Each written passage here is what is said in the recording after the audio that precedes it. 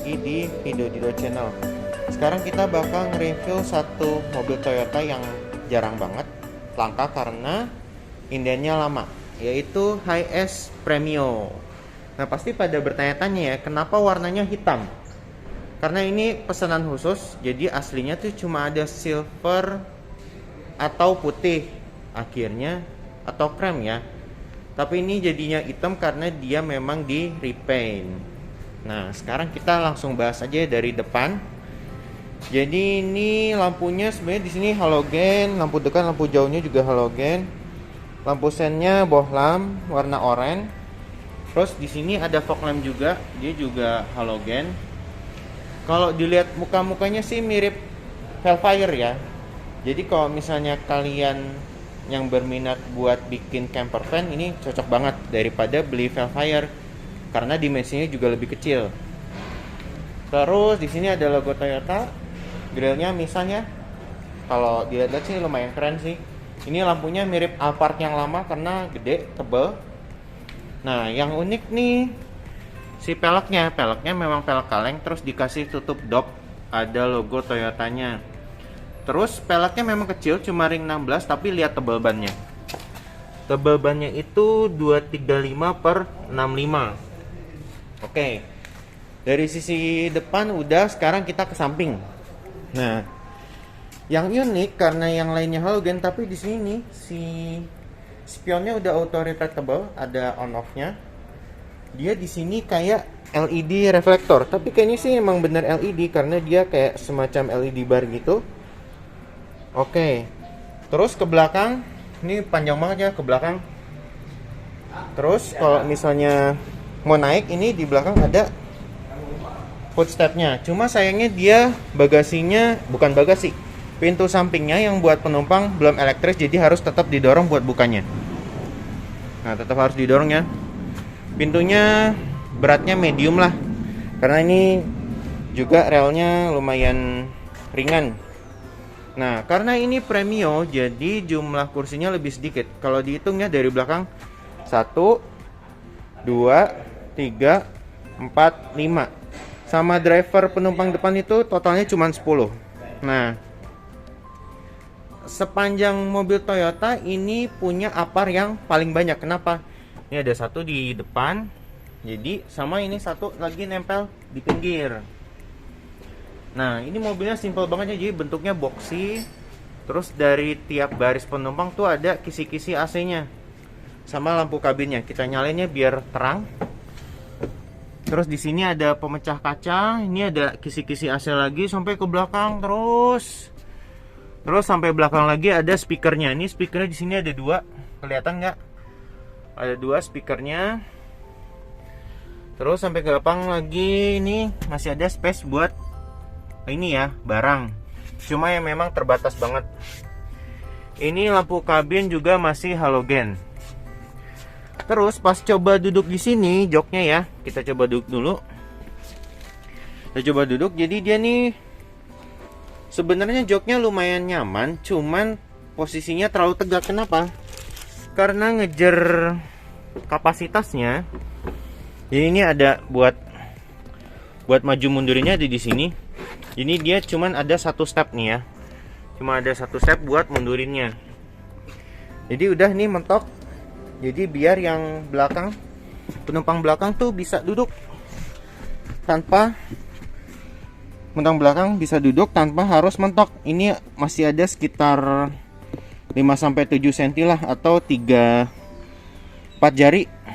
Jadi nggak bakal, yang penumpang depan nggak bakal nyempitin yang penumpang belakang.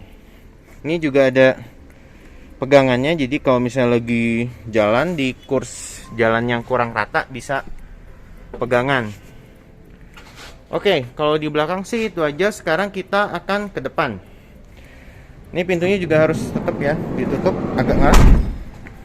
Nah, di kursi, sebelum masuk ke kursi penumpang depan, ini dia berlayer ya si spionnya. Jadi gunanya apa?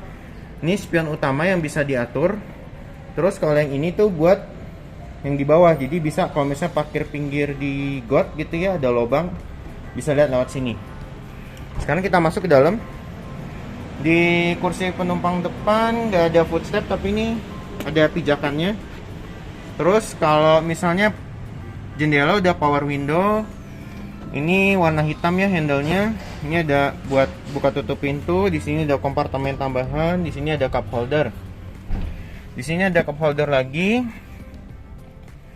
Terus karena ini mobil penumpang buat travel, jadi di sini tuh selain ada buku servis, ada ini nih buat penahan roda belakang. Jadi kalau misalnya parkir di jalan yang menurun atau meninggi, dia ada ganjalan rodanya. Jadi nggak bakal mundur karena mobilnya cukup besar ya. Ini di sini ada cup holder lagi. Di sini ada cup holder lagi, sama di sini ada power socket 12 volt. Jadi kalau mau pasang charger harus ada colokannya lagi ya. Oke. Kalau dari penumpang depan itu aja. Sekarang kita ke kursi driver. Ini udah ada bonus kaki 3 ya buat keadaan darurat. Kalau pengaturan kursi memang masih manual. Ini udah paling mentok ya. Udah paling mentok. Ini juga bisa disenderin. Nah, yang lebih nyaman sih masih bisa kursi penumpang depannya masih bisa disenderin. Sekarang kita ke sisi driver. Nah, karena dia belum kilas jadi masih butuh lubang kunci ya. Tadi kuncinya udah saya masukin. Nah, ini pintunya lumayan berat. Jadi bukanya harus ekstra.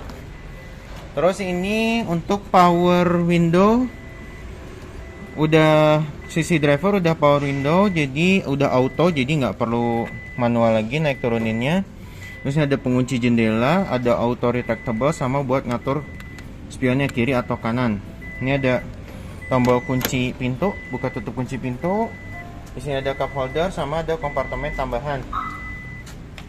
Di sini pengaturannya juga masih manual dan ini lebih fleksibel daripada kursi yang di belakang. Sekarang kita masuk ya. Di sini ada cup holder, di sini kosong.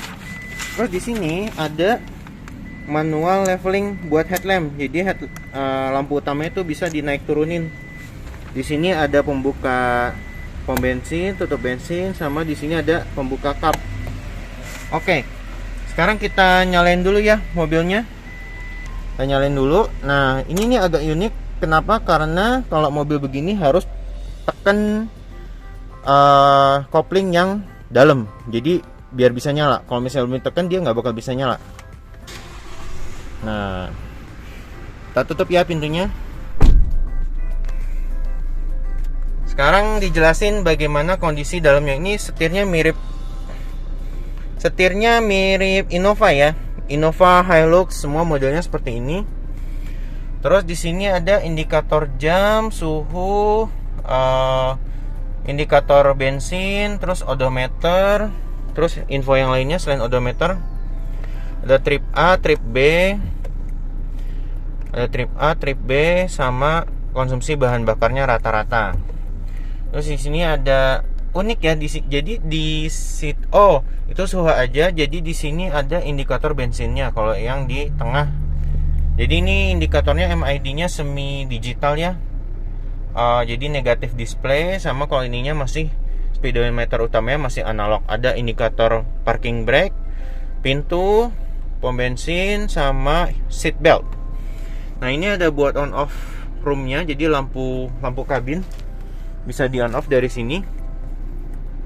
Nah, terus kalau misalnya pengaturan AC, jadi ini enak ya, dia arah semburannya lengkap. Ada yang ke kaki, ada yang ke bawah, ada yang buat ke belakang juga. Udah ada rear defogger sama front defogger. Terus ini AC-nya enak, model knob, sama ada buat panas dinginnya. Padahal kalau mobil zaman sekarang udah nggak ada lagi ya, jarang yang ada panas dinginnya. Terus ini ada buat pengaturan yang di belakang. Jadi bisa di on off dari sini buat AC yang belakang. Oke. Kalau transmisi ini manual pasti karena HS dan komuter premium tuh nggak ada matic-nya. Terus ini ada lampu hazard di sini pengaturannya. Nah, untuk head unit dia mirip banget sama yang ada di Agya. Jadi ini lengkap banget, ada USB, masih ada buat DVD, VCD, radio, sama ini buat ngatur volume. Di bagian menunya ada ya ini aja sih. Jadi tinggal kalau mau aux di sini juga ada nih ya. Kita masuk ke menunya. Ada iPod, aux, phone, buat Bluetooth, buat AV off, buat silent, sama Bluetooth audio. Oke, kalau dari head unit sih itu aja. Kalau yang lainnya sih di sini ada detail kompartemen tambahan. Jadi kalau mau supir mau masukin dokumen gitu ya biar aman, bisa taruh di sini. Kalau visor nggak ada lampu vanity mirrornya, jadi polosan. Di sini juga polosan. Nah ini ada buat tempat kacamata ya. Kalau supir yang matanya minus atau kacamata hitam bisa ditaruh di sini. Terus ini ada lampu kabinnya depan, masih halogen juga. Ini lampu pintu. Nah, jadi dia lampu kabin sama lampu pintu. Jadi dia bakal nyala kalau misalnya pintunya kurang rapat. Udah paling itu aja. Ini sisanya nggak ada tempat duduk di tengah ya kalau premium. Jadi benar-benar mementingkan space banget. Jadi kurang lebih itu untuk review HS Premio. Jadi sampai ketemu lagi di video review berikutnya. Jangan lupa klik like dan subscribe jika suka dengan video ini. Silahkan kirimkan komen, kritik, dan saran. Bye bye.